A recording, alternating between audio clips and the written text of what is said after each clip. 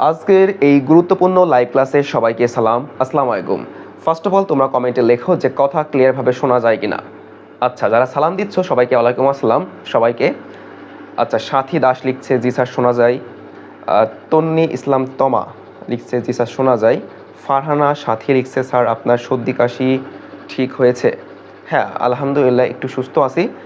আচ্ছা, আশা করি তোমরা শুনতে পাচ্ছ। আজকের এই গুরুত্বপূর্ণ লাইভ ক্লাসটির মাধ্যমে আমরা জানতে পারবো যে কিভাবে ঢাকা বিশ্ববিদ্যালয়ে চান্স পাবো।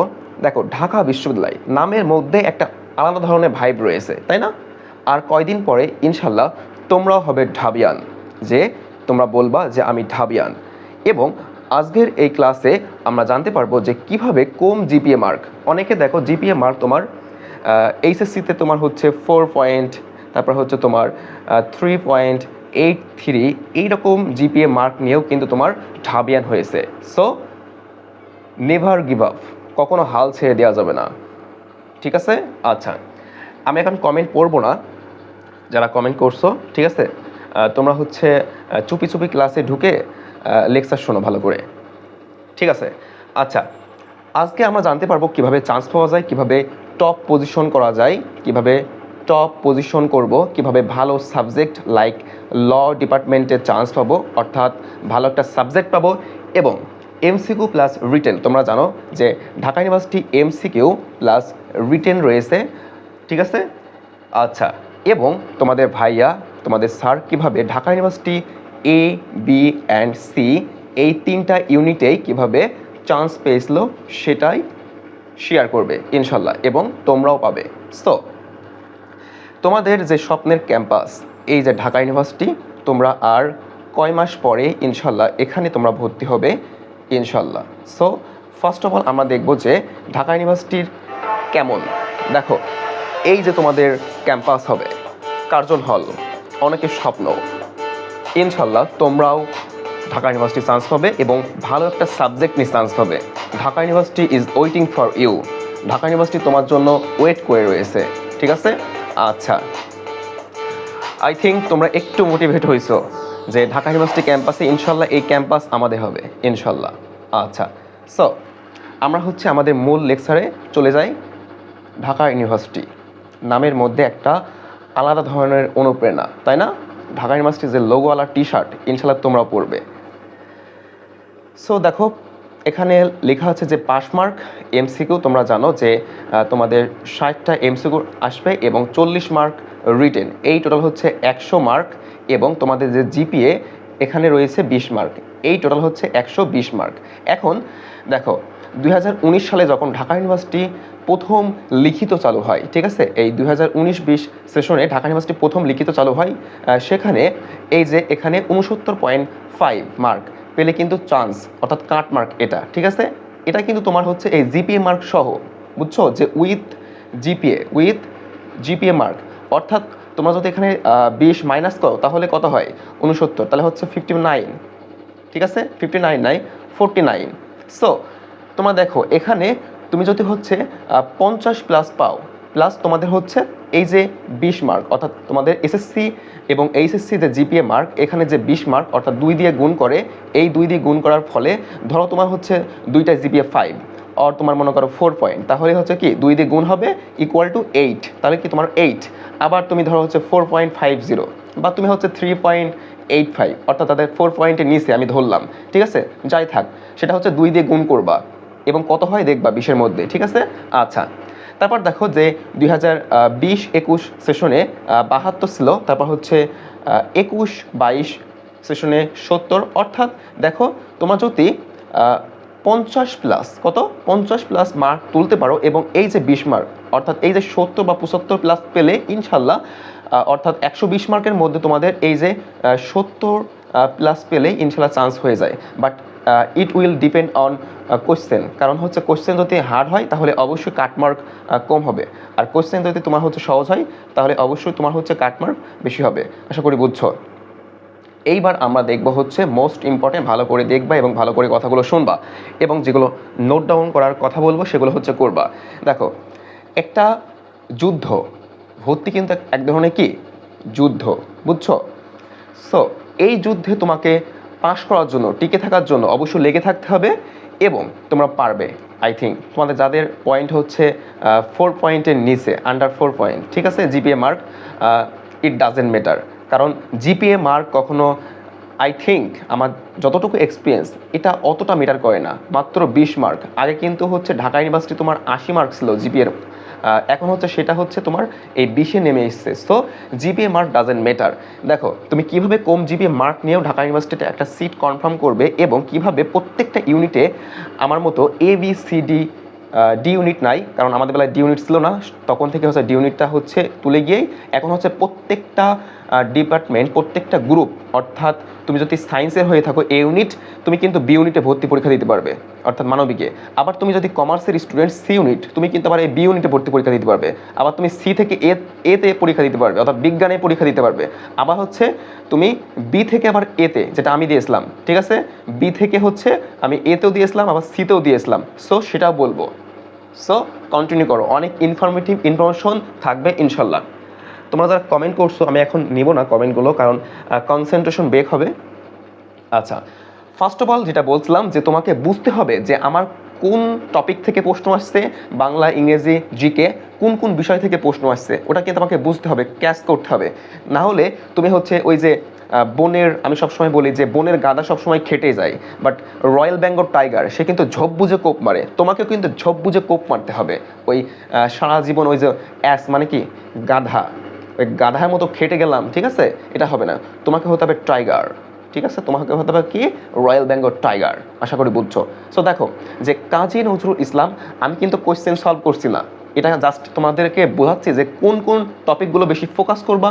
তোমরা অনেকে বলো যে স্যার ঢাকা ইউনিভার্সিটির জন্য একটা সাজেশন দেন যে কোন কোন টপিকগুলো হচ্ছে মোস্ট ইম্পর্টেন্ট এবং যেগুলো হচ্ছে বেশি আমরা ফোকাস দেবো, ঠিক আছে, বাংলা, ইংরেজি অর সাধারণ জ্ঞান। আচ্ছা, সেই বিষয়গুলো আজকে তোমাদের দেখাবো এবং তোমরা বলো যে ভাইয়া যে বোর্ড বই স্পেশালি বাংলা অ্যান্ড ইংলিশ যে কোন কোন টপিকগুলো পড়বো বা কীভাবে পড়বো, ঠিক আছে। সো আমি তোমাদের হচ্ছে গাছে ওঠানো শিখাবো, নট গাছে তুলে দেবো।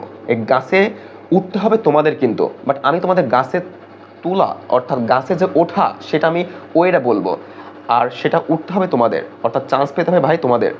ইনশাল্লাহ তোমরা চান্স পাবে ইনশাল্লাহ।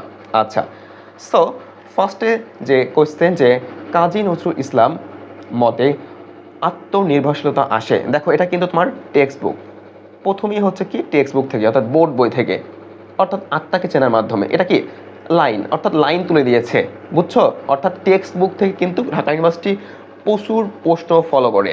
প্রত্যেকটা বছর ঢাকা ইউনিভার্সিটি কিন্তু টেক্সট বুক অর্থাৎ বোর্ড বই বাংলা এবং ইংলিশ থেকে কিন্তু প্রচুর প্রশ্ন আসে, সেটা একটু পরে আরও বুঝতে পারবা।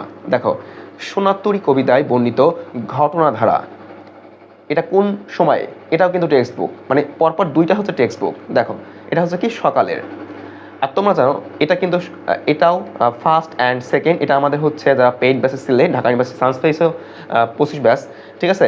সো তারা জানো যে আমাদের লেকচার শিটে কিন্তু দুইটা প্রশ্ন হুবহু ছিল। আচ্ছা, বাংলাদেশের সঙ্গে সম্পৃক্ত রবীন্দ্রনাথ রচনায় এটা কোনটা নয়, এই যে ছিন্নপত্র, এটাও কিন্তু টেক্সট বুক বলা যায়, ঠিক আছে, কারণ এটা তো ওই যে তোমার অপরিস্তা, ইভেন তোমার সোনাতরী যে রবীন্দ্রনাথ ঠাকুর লিখেছে, ঠিক আছে। আচ্ছা, তারপর দেখো রাবণ অনুজ, লক্ষ্মী রাবণ, এই যে যে এখানে লক্ষ্মী শব্দটি, এটা কিন্তু তোমাদের বিবেচনার প্রতি মেঘনাদ, এটা কিন্তু টেক্সট বুক, মানে ঢাকা ইউনিভার্সিটি, হ্যাঁ ঢাকা ইউনিভার্সিটি প্রত্যেকটা বছর টেক্সট বুক আগে প্রায়োরিটি দেয়। আগে সবসময় মানে কি টেক্সট বুক এরা সবসময় ওই সংবিধানের মতন, বুঝছো। আমরা যে সংবিধান রয়েছে আমাদের কনস্টিটিউশন, আমাদের সংবিধানে একটা অনুচ্ছেদ রয়েছে যে তোমার বাংলাদেশে কোনো আইন সংবিধানের সাথে যদি সাংঘর্ষিক না হয়, মানে হচ্ছে তোমার সাংঘর্ষিক হয়, মানে কনফ্লিক্ট, মানে হচ্ছে সংবিধানের আইনটাই কিন্তু সবসময় সুপ্রিমেসি, মানে সংবিধানের আইনটাই সবসময় প্রাধান্য পাবে, বুঝছো। মানে অন্যান্য আইনের থেকে সংবিধানের আইনটাই, অর্থাৎ সংবিধান সবসময় প্রাধান্য পাবে, বাট অন্যান্য আইন কিন্তু প্রাধান্য পাবে না যদি সাংঘর্ষিক কনফ্লিক্ট হয়, বুঝছো। তো তেমনইভাবে এই যে ঢাকা ইউনিভার্সিটির যে অথরিটি, ঠিক আছে, এই যে অথরিটি এরা সবসময় এই টেক্সট বুকটা আগে সুপ্রিমেসি এদের কাছে। সো টেক্সট বুক বেস এরা প্রশ্ন করতে ভালোবাসে, আশা করি বুঝছো। তারপর দেখো যে রাবণ অনুজ, এই যে লক্ষ্মী মানে জানো তোমরা কি লক্ষ্মী মানে, হ্যাঁ তোমরা বলো দিন যে লক্ষ্মী, লক্ষ্মী, লক্ষ্মী মানে হচ্ছে আপনার লক্ষ্মী বউ বা লক্ষ্মী স্বামী, যে তুমি আমার লক্ষ্মী বউ, আমার লক্ষ্মীটি, ওই লক্ষ্মীটি নাই ভাই এখানে, এটা হচ্ছে তোমার ক্রিয়া। ঠিক আছে, মানে লক্ষ্মী রাবণ অনুজ। ঠিক আছে, এখানে কিন্তু তোমাদের বিভীষণপতি মেঘনাদ যে কবিতাটা রয়েছে ওখানে যে শব্দার্থ টিকা, ঠিক আছে, ওই শব্দার্থ টিকা হচ্ছে যখন ভালো করে পড়বা তখন বুঝতে পারবা যে লক্ষ্মী।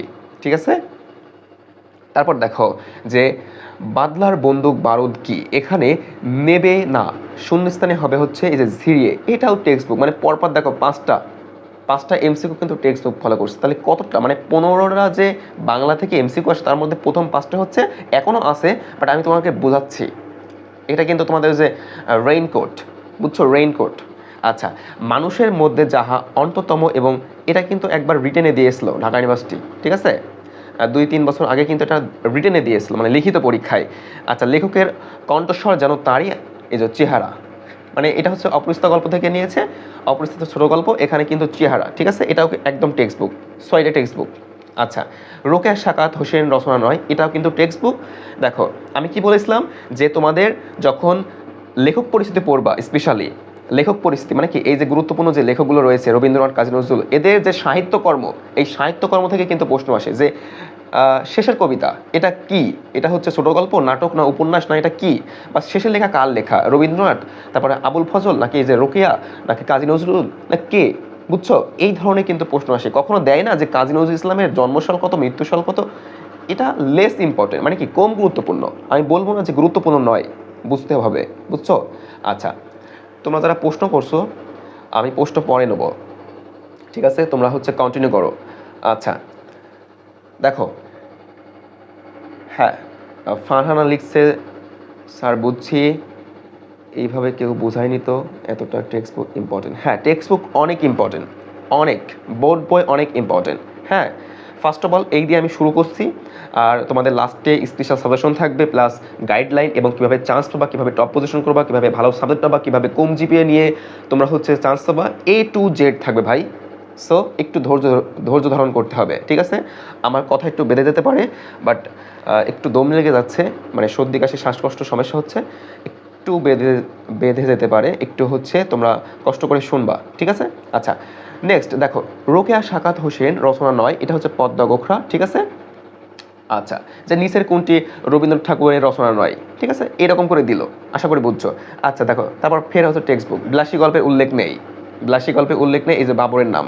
তারপর দেখো এই যে এর হচ্ছে পরিভাষা, আমি তোমাদের কিন্তু পরিভাষা কমন দিয়েছিলাম, অর্থাৎ সাজেশন দিয়েছিলাম পরীক্ষার আগে, যে পরিভাষা, বানান, উচ্চারণ, সমাস, কারক, এগুলো থেকে কিন্তু প্রশ্ন আসে। আচ্ছা, এখনও কিন্তু এই লেকচারের শেষেও কিন্তু আমরা সাজেশন পাবো, স্পেশাল সাজেশন, কোন কোন টপিক থেকে প্রশ্ন আসবে এবার।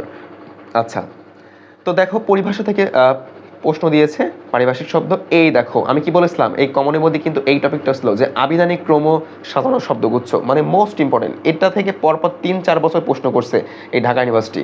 হ্যাঁ, 3-4 বছর প্রশ্ন করছে, স্পেশালি এই বি ইউনিটে প্রশ্ন করে। হ্যাঁ, এটা হচ্ছে স্পেশালি বি ইউনিটে প্রশ্ন করে এটা। আচ্ছা, ক্রমাগত ভুল করো না, বাক্যটি ক্রমাগত শব্দটি, এটা হচ্ছে ক্রিয়া বিশেষণ, ঠিক আছে, এটাও এই ধরনের প্রশ্ন, ঠিক আছে। কোন ধরনের প্রশ্ন আশা করি বুঝছো, এই টাইপের প্রশ্ন। হ্যাঁ, কয়েকটা টপিক থেকে ঘুরিয়ে ফিরে কিন্তু প্রত্যেকটা বছর এই ঢাকা ইউনিভার্সিটি তোমার প্রত্যেকটা বছর কিন্তু এখানে প্রশ্ন করে। আচ্ছা, তারপর দেখো এই যে অধ্বনির বিবৃত উচ্চারণ উদাহরণ, অধ্বনির বিবৃত উচ্চারণ হচ্ছে অনেক, এটা তোমাদের আমি কি বলছিলাম যে 9-10-এর যে বইটা রয়েছে বাংলা ব্যাকরণ, এটা মোস্ট ইম্পর্টেন্ট, যে বাংলা ব্যাকরণ বইটা রয়েছে এটা হচ্ছে কি মোস্ট ইম্পর্টেন্ট, কারণ এখান থেকে হচ্ছে not only public university admission test, but also every job, মানে এক্সাম যেগুলো রয়েছে চাকরি পরীক্ষা, সেখানেও এই 9-10-এর যে বইটা এটা মোস্ট ইম্পর্টেন্ট। হ্যাঁ, সো এখান থেকে কিন্তু এই এক্সাম্পলটা তুলে দিয়েছে, আশা করি বুঝছো। তারপর দেখো, সো বানান, উচ্চারণ, এগুলো অবশ্যই ভালো করে শিখতে হবে।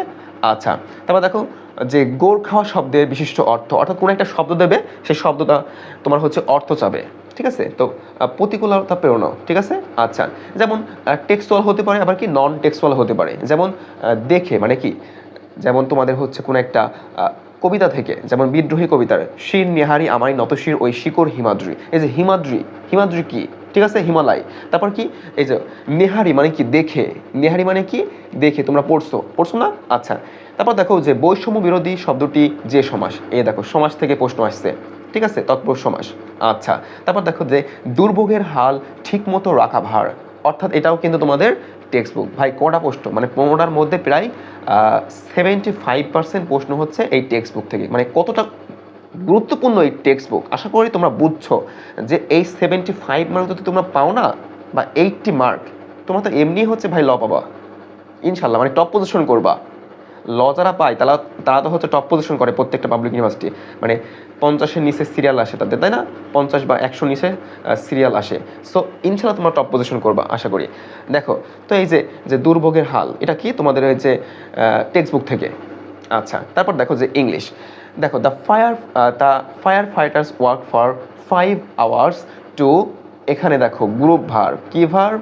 Group verb. তোমাদের হচ্ছে আমি দিয়েছিলাম কিন্তু যে গ্রুপ ভার্ব থেকে কিন্তু প্রশ্ন আসবে, বুঝছো?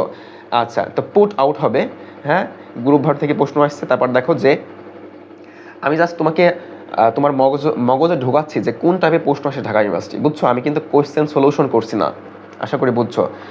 দেন প্রশ্ন হচ্ছে যে he went to the hospital after, এই দেখো আফটার, অ্যান্ড এখানে এটা কোন টেন্স এটা বলো তো দেখি তোমরা। হ্যাঁ, অবশ্যই তোমরা অনেকে পারবা এবং পাচ্ছ।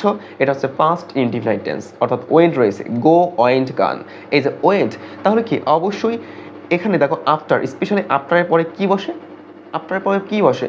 আফটারের পরে তোমরা জানো যে ভার্বটা থাকে, এখানে যে ভার্বটা থাকে তার সাথে কি হবে?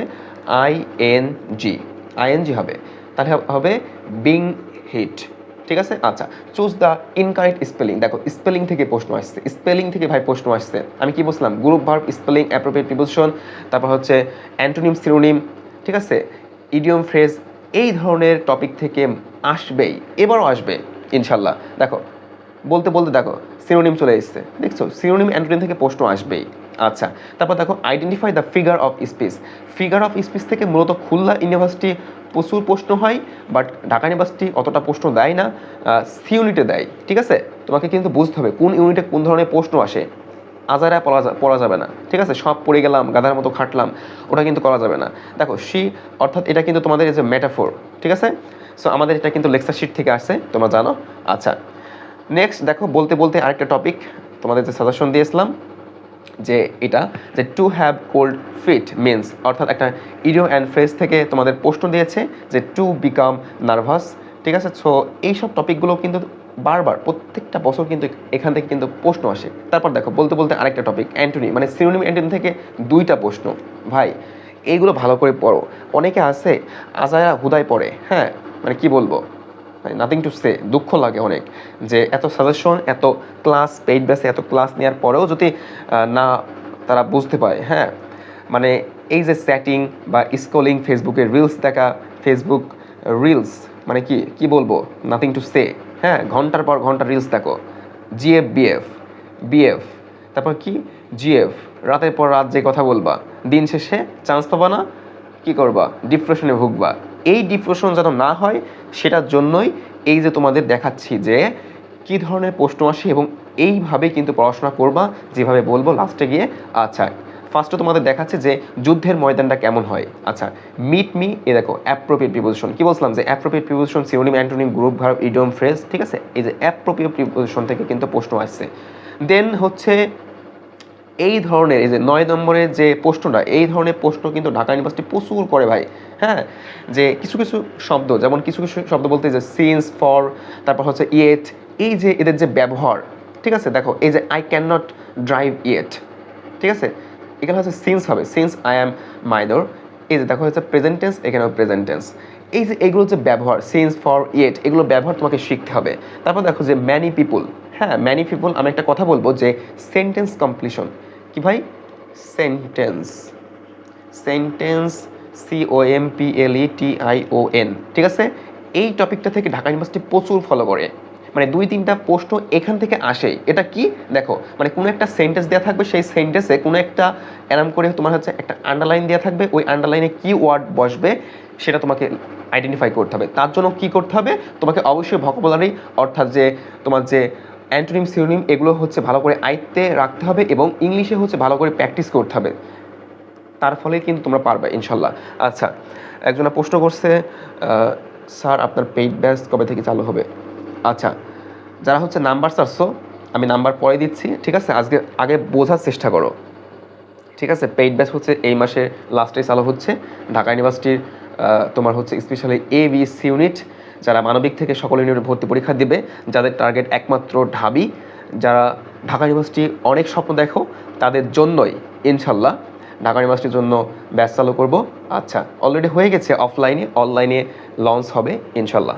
আচ্ছা দেখো, ম্যানি পিপুল, এই যে তোমার যে এখানে একটা গ্যাপ, দেখো এখানে একটা গ্যাপ, এখানে একটা গ্যাপ, দুইটা গ্যাপ।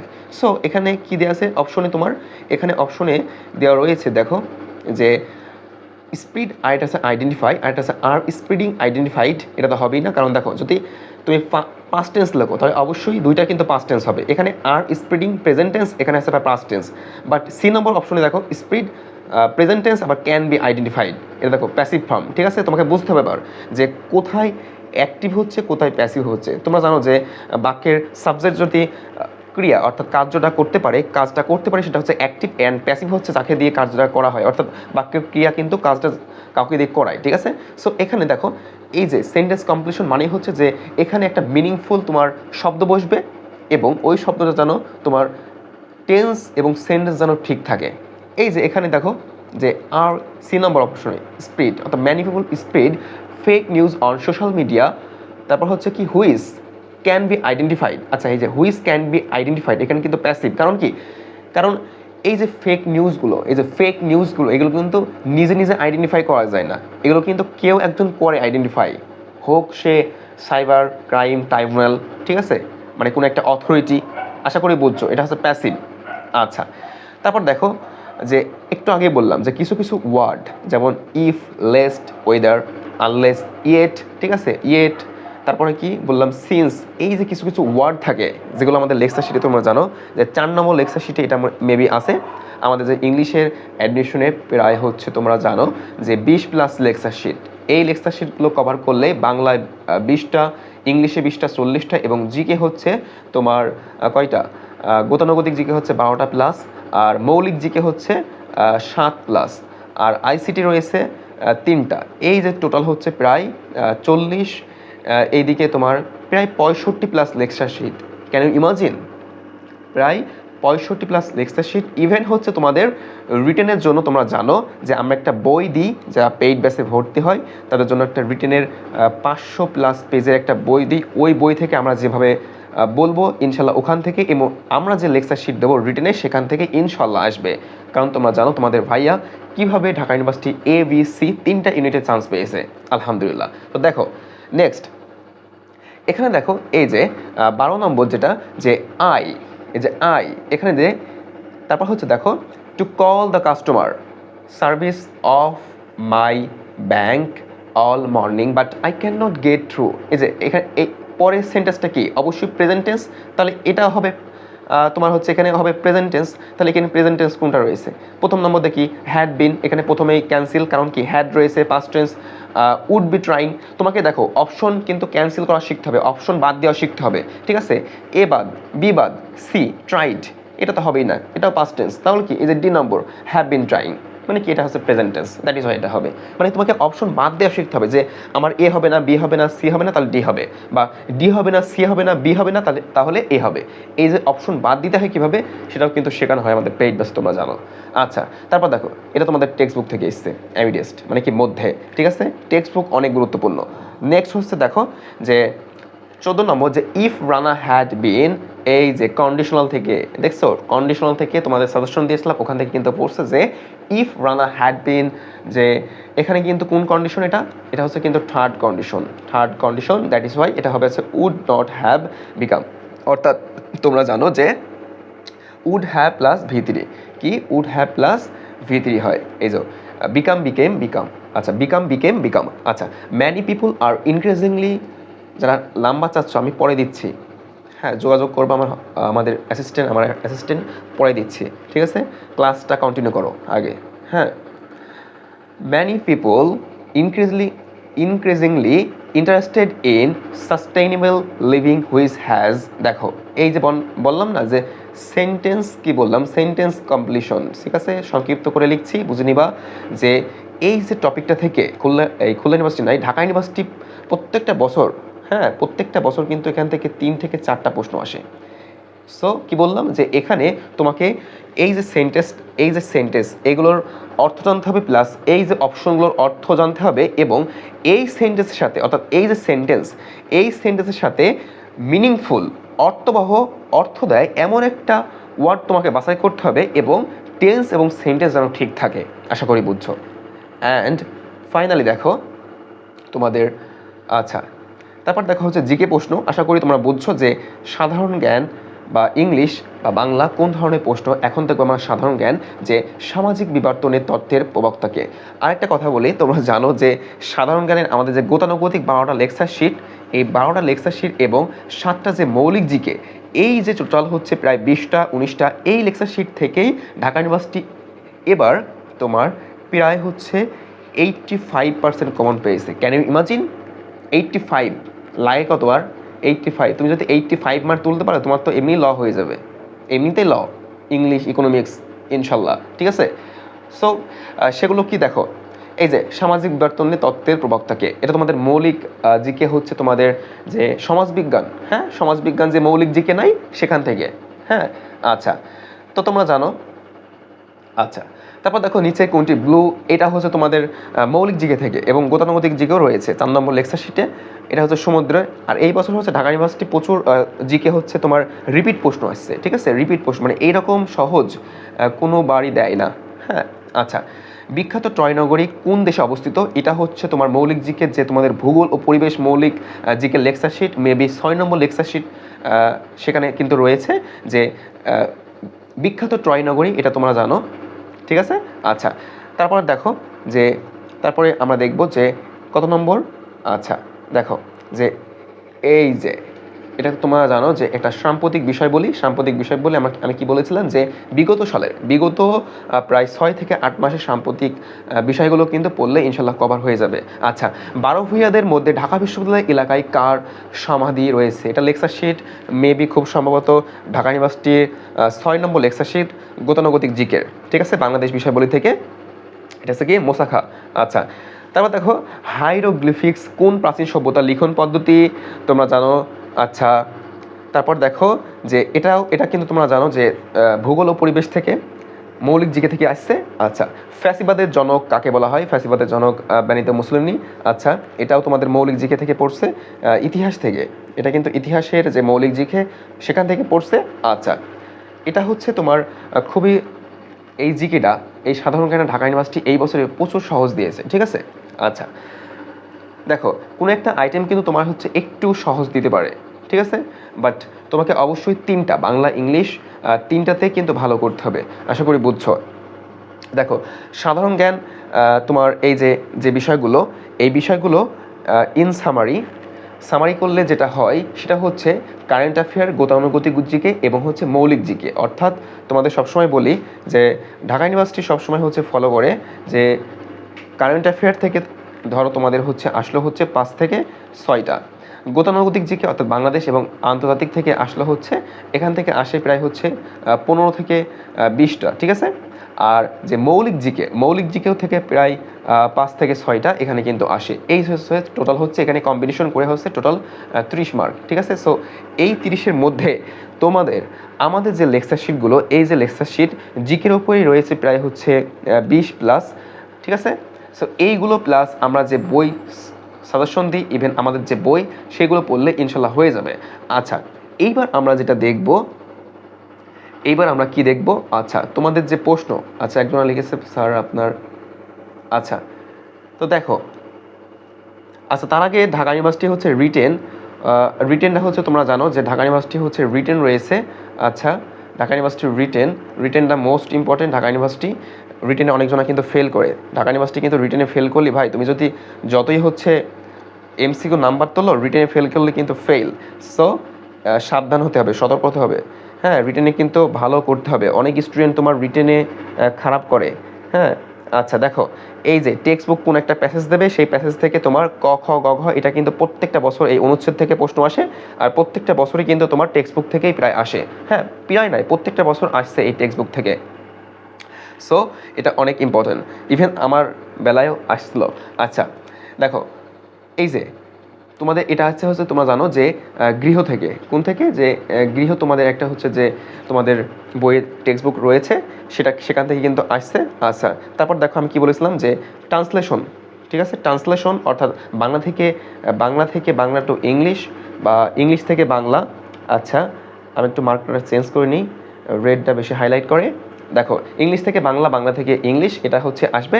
এবং ইংলিশের দেখো বাংলা মেবি আরেকটা আইটেম রয়েছে এখানে 10 মার্ক বাংলায়।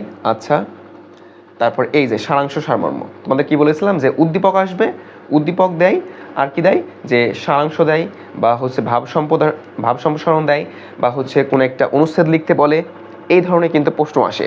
তারপর কি, এই যে বাংলার অনুবাদ করো, এই ধরনের প্রশ্ন আসে। আর ইংলিশের ক্ষেত্রে হচ্ছে প্যারাগ্রাফ তো মোস্ট ইম্পর্টেন্ট। খুলনা ইউনিভার্সিটি কিন্তু এই বছর তোমাদের সাজেশন থেকে কিন্তু হচ্ছে হুবহু কিন্তু কমন পড়েছে, তোমরা জানো। দেখো এখানে কিন্তু তোমাদের বলতে বলতে প্যারাগ্রাফ চলে আসছে। দেখো, হাউ এডুকেশন ক্যান, এটা কিন্তু তোমাদের টেক্সট বুক থেকেই, হ্যাঁ, how education can enlighten one's life, ঠিক আছে।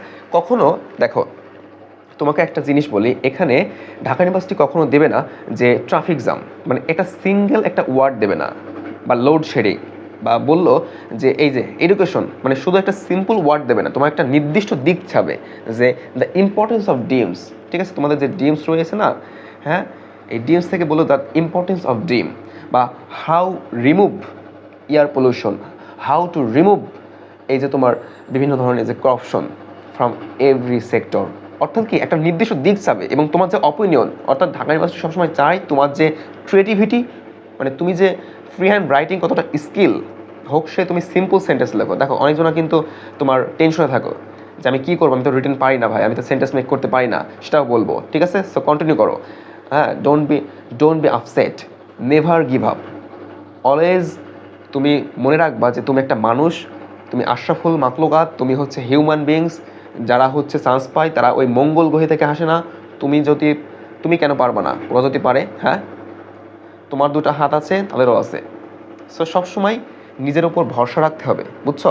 আচ্ছা দেখো, যে এক্সপ্লেইন, আমি কি বলছিলাম, এক্সপ্লেনেশন থেকে হোক সে প্রভাব, হোক সে তোমার টেক্সচুয়াল অর নন টেক্সচুয়াল। দেখো, ডোন্ট জাজ আ বুক বাই ইটস কভার, অর্থাৎ এই যে তোমার এক্সপ্লেনেশন কেমন করে লিখতে হয় সেটা বলছি।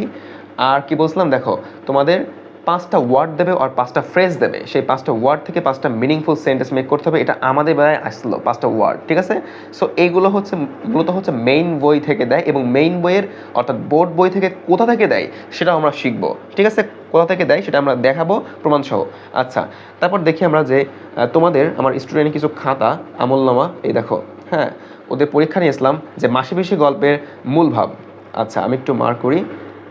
দেখো যে মাসিপিসি গল্পের কি যে মূল ভাব, তো ওরা হচ্ছে খুব ভালো লিখছে, কিছু কিছু স্টুডেন্ট অনেক ভালো লিখছে, বাট কীভাবে লিখতে হবে দেখো, তোমাদের যদি আসে যে মূল ভাব, তাহলে কি তোমাকে অবশ্যই এই যে মাসিপিসি মানিক বন্দ্যোপাধ্যায় রচিত একটি তরুণীর করুণ জীবন কাহিনী নিয়ে একটি গল্প, বা ভালো একটা লাইন, অর্থাৎ প্রথম লাইনে মাসিপিসি কে লিখছে, এবং এটা কোন ধরনের গল্প, উপন্যাস নাকি নাটক নাকি প্রবন্ধ, এবং এর যে মেইন থিম সেটা কিন্তু প্রথমেই, যেমন অপস্থা গল্পে কি যৌতুক প্রথার বিরুদ্ধে নারী পুরুষের সম্মিলিত একটা প্রচেষ্টা, ঠিক আছে, নারী পুরুষের কি, হ্যাঁ, কল্যাণ এবং কল্যাণীর পিতার যে একটা নারী পুরুষের একটা সম্মিলিত একটা প্রচেষ্টা, এইটা হচ্ছে প্রথম যে লাইন, এখানে কিন্তু তোমাকে প্রতিফলন করতে হবে, ঠিক আছে, আশা করি বুঝছো। এবং তারপরে একটু 2 থেকে 3 লাইন এক্সপ্লেন করলে এনাফ, বাট রিলিভেন্ট হতে হবে, হ্যাঁ, মানে প্রাসঙ্গিক হতে হবে। এমন কথা লেখা যাবে না যে তোমার মানে অপ্রাসঙ্গিক হয়, যেটা দেখে স্যাররা হাসে বা তোমাকে হচ্ছে তোমার খাতা না দেখে, ঠিক আছে। আচ্ছা, তারপর দেখো যে তোমাদের অনুচ্ছেদ আসতে পারে, আবার কি ভাব সম্প্রসারণ আসতে পারে।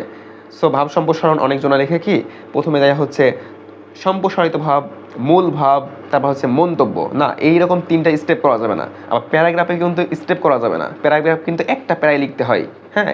এই যে বেসিক যে কনসেপ্ট, এগুলো কিন্তু ক্লিয়ার থাকতে হবে, আশা করি বুঝছো, ঠিক আছে। সো এখানে হচ্ছে এই যে ভাব সম্প্রসারণ, এই যে আমার যে স্টুডেন্ট লিখছে একটা প্যারাই, ঠিক আছে, এইরকম করে কিন্তু একটা প্যারাই লিখতে হবে, আশা করি বুঝছো।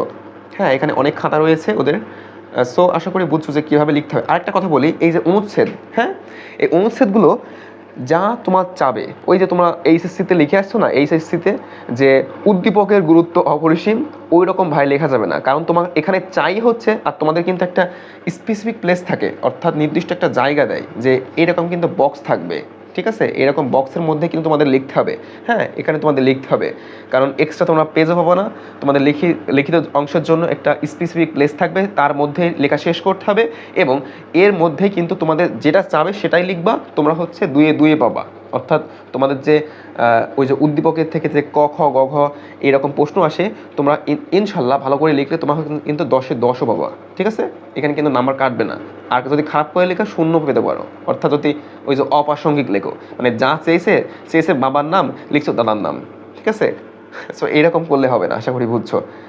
আচ্ছা, সো এখানে অনেক প্রশ্ন রয়েছে, আশা করি বুঝছো, একটু কনসেপ্ট ক্লিয়ার হয়েছে, একটু কনসেপ্ট ক্লিয়ার থাকলে হবে। আচ্ছা, তারপরে আমরা দেখব হচ্ছে তোমাদের, আচ্ছা দেখো, এই যে মূল বই, ঠিক আছে, এই যে মূল যে বই, ধরো তোমাদের এইটা হচ্ছে তোমাদের, আচ্ছা আমি একটু মার্ক করে দিচ্ছি। আচ্ছা, তোমরা যারা নাম্বার চাচ্ছ ভর্তি হওয়ার জন্য 017, আচ্ছা এটা আমার পার্সোনাল নাম্বার দিই ফার্স্ট অফ অল, তারপর অ্যাসিস্ট্যান্টের নাম্বার দিচ্ছি। দেখো 01727065385, ঠিক আছে? এটা হচ্ছে তোমরা সবসময় ইনশাল্লাহ যদি সুস্থ থাকি, আল্লাহর রহমতে বেঁচে থাকি, ইনশাল্লাহ আমার হোয়াটসঅ্যাপে পাবে 01727065385। আরেকটা হচ্ছে আচ্ছা এটাই যোগাযোগ করো ফার্স্ট অফ অল, ঠিক আছে, সমস্যা নেই। আচ্ছা আচ্ছা, এটা মুছে দিই আমরা একটু। আচ্ছা, তারপর দেখো যে হ্যাঁ, এখন থেকে শুরু করে দাও তোমাদের পরীক্ষা আর কয়দিন, এইচএসসি 25 ব্যাচ, তারপরে কিন্তু তোমাদের অ্যাডমিশন জার্নি শুরু হয়ে যাবে।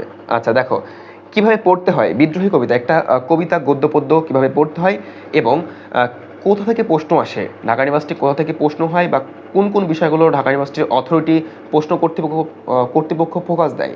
ফার্স্ট অফ অল দেখো, এই যে তোমার এখানে জাতীয় কবি, আচ্ছা এগুলো দরকার নেই, এগুলো অত দরকার নাই, বাট যেগুলো মোস্ট ইম্পর্টেন্ট, এই যে সাহিত্যকর্ম নেই, এই যে লাঙ্গল ধূমকেতু, এইগুলো হচ্ছে যাদের পত্রিকা, ঠিক আছে, এই যে নাঙ্গল, হ্যাঁ লাঙ্গল ধূমকেতু, তারপর হচ্ছে কি, আচ্ছা স্কুলিং করতে সমস্যা হচ্ছে। দেন দেখো এই যে সাহিত্যকর্মগুলো, হ্যাঁ অর্থাৎ প্রত্যেকটা লেখক এবং কবিদের যে সাহিত্যকর্ম, যেমন হচ্ছে ছোট গল্প, নাটক, উপন্যাস, এগুলো মোস্ট ইম্পর্টেন্ট। এবং তোমাদের এই যে লাইন, হ্যাঁ বলবীর, আমার খুব একটা ফেভারিট একটা কবিতা, সেটা হচ্ছে বিদ্রোহী কবিতা, এবং বিবেচনের প্রতি মেঘনাদ। এটা দেখো আমার একটু মানে শ্বাস প্রশ্বাসের সমস্যা হচ্ছে তো, আচ্ছা মানে এটা একটু অ্যাভয়েড করো, ঠিক আছে? আচ্ছা দেখো, বলবীর বল উন্নত মমশির, শির নেহারি আমায় নত শির, এই যে নেহারি দেখছো, দেখে এটা কিন্তু খুলনা ইউনিভার্সিটি প্রশ্ন দিয়েছে। তারপর দেখো এই যে আমারই মানে কি আমার, এই যে শির মানে কি মাথা, এই যে মম মানে কি আমার, অর্থাৎ আমার শির দেখে ওই হিমালয় পর্বত পর্যন্ত মাথা নত করে, অর্থাৎ লেখক বা কবির এখানে যে একটা মানে নিজের প্রতি যে একটা কনফিডেন্স, বা নিজের প্রতি যে একটা আলাদা ধরনের যে একটা আত্মসম্মান বোধ, সেটা কিন্তু প্রকাশ পেয়েছে। তো প্রত্যেকটা লাইনের কি অর্থ, যে আমি চির দুর্দম দুর্মৃত নৃশংস, মহাপ্রলয়ে আমি নটরাজ, আমি সাইক্লোন, আমি ধ্বংস। এই যে মহাপ্রলয়ে আমি নটরাজ, এখানে নটরাজ কি জন্য, এখানে সাইক্লোন কি জন্য, আমি ধ্বংস তোমাকে দিল, হ্যাঁ তোমাকে দিল যে আমি দুর্বর, আমি ভেঙে করি সব চুরমার, বা তোমাকে দিল যে এই যে একটা গুরুত্বপূর্ণ লাইন এখানে রয়েছে, যে আমি সেই দিন হব শান্ত, যবে উৎপীড়িতের কোন্দণ্ডল আকাশে বাতাসে ধনিবে না, অত্যাচারীর ক্ষোভ কৃপান ভূমরণ ভূমের নিবে না, এরকম একটা লাইন আছে, আর সামথিং লাইক দ্যাট, ঠিক আছে? সো এই যে আমি মানি না কোনো আইন, সো এই যে লাইনগুলো, প্রত্যেকটা লাইনের কিন্তু ব্যাখ্যা তোমরা জানো, আমাদের পেইড ব্যাসে কিন্তু হচ্ছে line A to Z, line ধরে ধরে কিন্তু প্রত্যেকটা লাইনে প্রত্যেকটা ওয়ার্ড যেখান থেকে প্রশ্ন আসে, সেখান থেকে কিন্তু মার্ক করে করে লেকচার শিট সহ তোমাদেরকে বোঝানো হয়। ইনশাল্লাহ তোমরা এইগুলো পড়লে ইনশাল্লাহ হয়ে যাবে, এবং যেভাবে বলবো ইনশাল্লাহ। আচ্ছা, তো তারপর দেখো, আশা করি বুঝছো যে কীভাবে পড়তে হয় এবং কীভাবে পড়তে হবে, কোথা থেকে প্রশ্ন আসবে। আচ্ছা, তারপর দেখো অধ্যায় শেষে এই যে গুরুত্বপূর্ণ তোমাদের যে শব্দার্থ, এই যে নেহারি মানে কি আছে দেখে বা প্রত্যক্ষ করে, এই যে এই গুরুত্বপূর্ণ শব্দার্থগুলো অবশ্যই পড়তে হবে। তারপর হচ্ছে কি পাঠ পরিস্থিতিগুলো পড়তে হবে, পাঠ পরিস্থিতি মোস্ট ইম্পর্টেন্ট, ঠিক আছে? আচ্ছা, তারপর দেখো যে ইংলিশের ক্ষেত্রে এই যে কল্পনা চাওলা বা কোনো একটা তোমার গুরুত্বপূর্ণ প্যাসেজ, তোমার হচ্ছে গুরুত্বপূর্ণ প্যাসেজ তোমার হতে পারে সে Nelson Mandela or something like that, water everywhere, ঠিক আছে?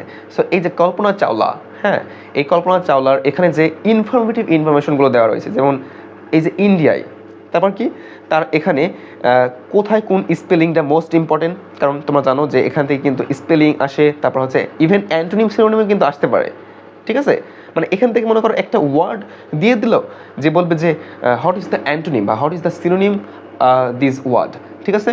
তো তারপর কি গ্রুপ ভার্বও কিন্তু আসতে পারে। দেখো প্রত্যেকটা এই যে তোমার প্যাসেজ ইংলিশের স্পেশালি প্রত্যেকটা প্যাসেজের শেষে কিন্তু কিছু গুরুত্বপূর্ণ তোমার দেখবা হচ্ছে এই যে ওয়ার্ড দেওয়া থাকে। দেখো ঢাকা ইউনিভার্সিটি কিন্তু একবার আসছে আইসোলেশন, দেখছো ওই যে করোনা ভাইরাসের সময় তোমরা জানো যে কোনো একটা করোনা রোগীকে শনাক্ত করা হলে তাকে আইসোলেট করে রাখা হতো। আইসোলেট মানে কি পৃথক করে রাখা। সো এই যে পৃথক করে রাখা আইসোলেট অর্থাৎ কি আইসোলেশন মানে কি ডিফারেন্ট, তাকে কি সেপারেশন করে রাখা। সো এই যে আইসোলেশন ওয়ার্ডটার সিনোনিম অ্যান্টোনিম জানতে হবে। এই ওয়ার্ডগুলো প্রত্যেকটা অধ্যায় শেষে যে ওয়ার্ডগুলো ইভেন যে উইথ ক্লু উইদাউট ক্লু, এবং প্রত্যেকটা অধ্যায় শেষে ফিল ইন দ্য গ্লাম, হ্যাঁ ফিলিং দ্য ব্লাঙ্কস রয়েছে। অর্থাৎ এই যে হচ্ছে তোমরা জানো যে এরকম আন্ডারলাইন ওয়ার্ড থাকে, এখানে হচ্ছে কি বসবে, ঠিক আছে, শূন্যস্থান পূরণ করার মতো। আচ্ছা তারপর কি তোমার এ কলাম বি কলাম রয়েছে, ওইগুলো কোনগুলো মোস্ট ইম্পর্টেন্ট সব করানো হবে ইনশাল্লাহ। আচ্ছা তারপর দেখো এখানে আরও রয়েছে এই যে হ্যাঁ এই গ্রুপ ওয়ার্ক, এগুলো হচ্ছে তোমাদের একটু দেখতে হবে, কারণ তোমরা হচ্ছে ঢাকা ইউনিভার্সিটির মতো একটা ইউনিভার্সিটি ভর্তি পরীক্ষা দিবে। এখানে মূল টার্গেটই থেকে হচ্ছে টেক্সট বুক, বুঝছো, এখানে মূল টার্গেটই এদের হচ্ছে text book. So text book is very very important, মানে মোস্ট ইম্পর্টেন্ট। আচ্ছা এইবার আসি আমরা হচ্ছে তোমাদের যে সাজেশন নিয়ে, হ্যাঁ তোমরা হচ্ছে কি পড়বা, তোমরা কি করবা সেটা নিয়ে। দেখো তোমরা হচ্ছে এইচএসসি 25 ব্যাচ, কারণ তোমরা জানো যে তোমাদের ফার্স্ট টাইমাররাই মূলত ঢাকা ইউনিভার্সিটিতে ভর্তি পরীক্ষা দেয়, এবং তোমরা কিভাবে চান্স পাবে ফার্স্ট অফ অল। আচ্ছা অনেকে প্রশ্ন ঝড় তুলে ফেলেছে, আমি কমেন্ট দেখছি আর লেকচার দিচ্ছি, দ্যাট ইজ ভাই কনসেন্ট্রেশন ব্রেক হয়ে যাচ্ছে। আচ্ছা লেখছে ভাইয়া, আচ্ছা আমার এ বি সি ইউনিটে চান্স পাওয়ার গল্প। আচ্ছা দেখো তোমাদের যাদের স্বপ্ন শুধুমাত্র ঢাকা ইউনিভার্সিটি, এই কথাগুলো এখন ভালো করে শুনবা, যাদের স্বপ্ন হচ্ছে ঢাকা ইউনিভার্সিটি, ঠিক আছে, তারা অবশ্যই এখন থেকেই ফ্রি হ্যান্ড রাইটিং এবং প্রত্যেক দিন হচ্ছে 8 থেকে 10 পৃষ্ঠা বাংলা এবং ইংরেজি লেখার চেষ্টা করবা। কারণ দেখো এই যে রিটেন নাই, রিটেন এই যে রিটেন, এখানে কিন্তু তোমার ম্যাক্সিমাম স্টুডেন্ট অর্থাৎ প্রায় 90% or 92 or something like that, মানে 90+% স্টুডেন্ট কিন্তু ফেল করে এখানে এই রিটেনে। সো তোমাকে কিন্তু এখানেই বাজিমাত করতে হবে, আর এখানেই যারা বাজিমাত করবে তারাই কিন্তু পাশ করবে, এবং পাশ করলেই এবং ভালো একটা মেরিট পজিশন অর্জন করলেই তোমরা ভাই ইনশাল্লাহ মানে ভাই বোন ও ভাই, ঠিক আছে। আচ্ছা সো এই যে রিটেন অবশ্যই প্রত্যেক দিন এখন থেকে 8 থেকে 10 পেজ লেখো, যা কিছু লেখো বাট রিলিভেন্ট লেখো। যেমন সাম্প্রতিক কোনো একটা বিষয়, ইসরায়েল ফিলিস্তিনের যুদ্ধ, মানে সাম্প্রতিক কোনো একটা বিষয় নিয়ে লেখো, হোক সে ইংলিশ বাংলা। তুমি যদি হচ্ছে তোমার একটা মেন্টর দরকার, যে আমি কাকে দেখাবো, যে আমার ঠিক হয়েছে কিনা, আমার সেন্টেন্সগুলো ঠিক আছে কিনা, কোথায় ভুল রয়েছে, কীভাবে সংশোধন করবো, তুমি আমার যে হোয়াটসঅ্যাপ নাম্বার দিলাম ওখানে আমাকে দিতে পারো, হ্যাঁ আমি কিছু মাইন্ড করবো না, হ্যাঁ আমি দেখিয়ে দেবো তোমাকে কোথায় ভুল হয়েছে, আমি আইডেন্টিফাই করে দেবো ইনশাল্লাহ।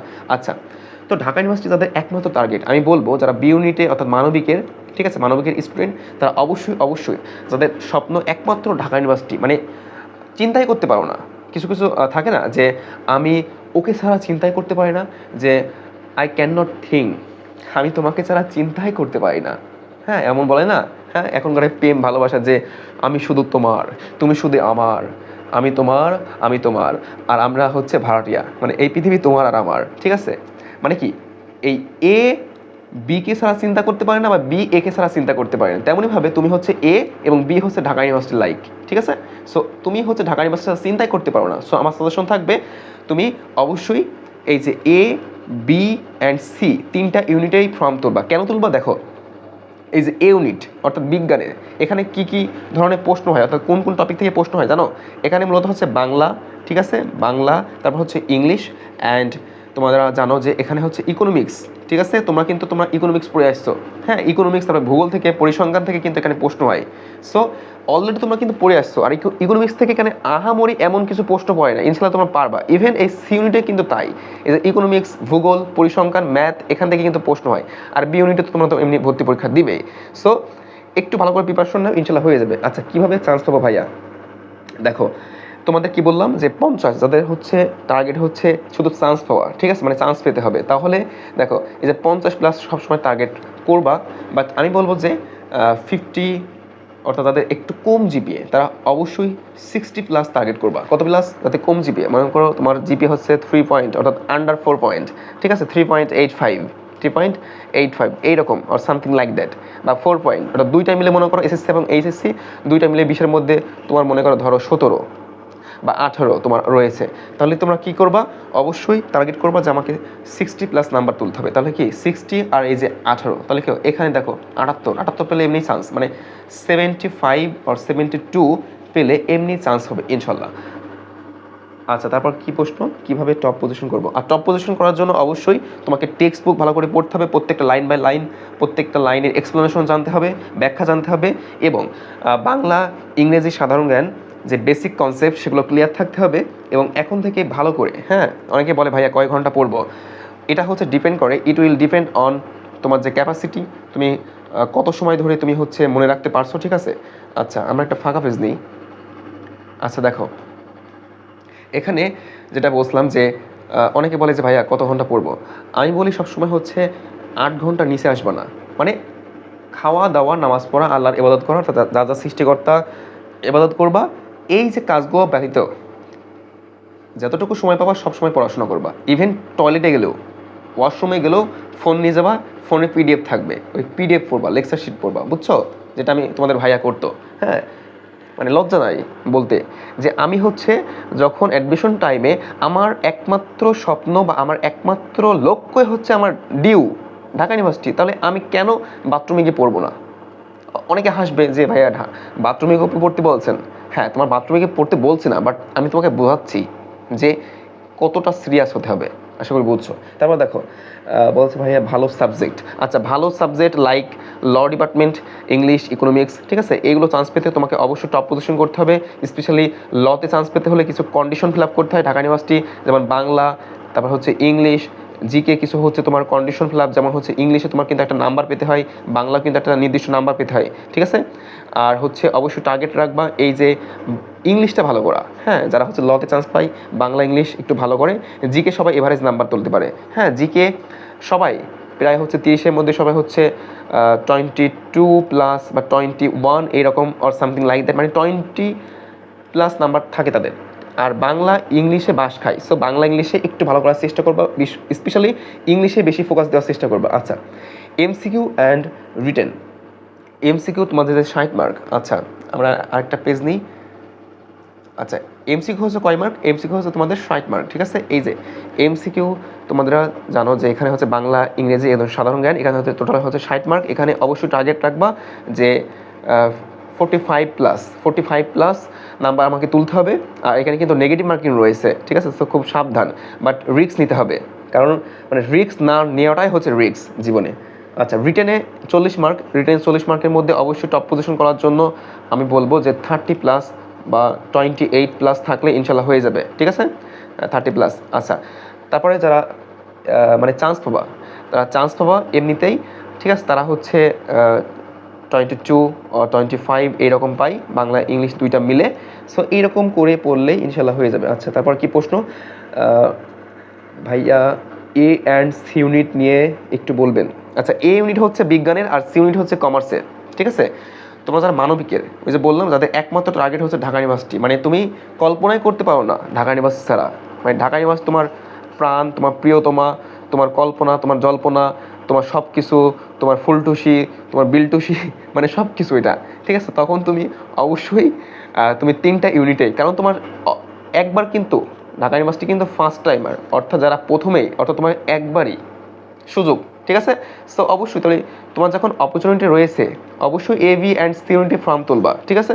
এবং ওই যে বললাম জাস্ট ইকোনমিক্স, এবং তোমাদের যে ইকোনমিক্সের যে লেকচার শিটগুলো দেবো পেইড ব্যাচে, ওইগুলো পড়বা, এবং যেভাবে বলবো ইকোনমিক্সের তোমাদের যে বোর্ড বইটা পড়েছো, বোর্ড বইটাই যে রাইটারের বইগুলো পড়েছো, এবং আমাদের যে লেকচার শিট ইনশাল্লাহ ওইগুলো পড়লে ইনশাল্লাহ হয়ে যাবে, আশা করি বুঝছো। আচ্ছা, কম জিপি মার্ক নিয়ে তো বললাম। আচ্ছা, এই যে এগুলো ফলো করো, ইনশাল্লাহ তোমরা ঢাবিয়ান হবে। সবার জন্য বেস্ট অফ লাক, সবাই ঢাকা ইউনিভার্সিটিতে চান্স পাও, সেই আশাবাদী আমি, ইনশাল্লাহ তোমরা পারবে।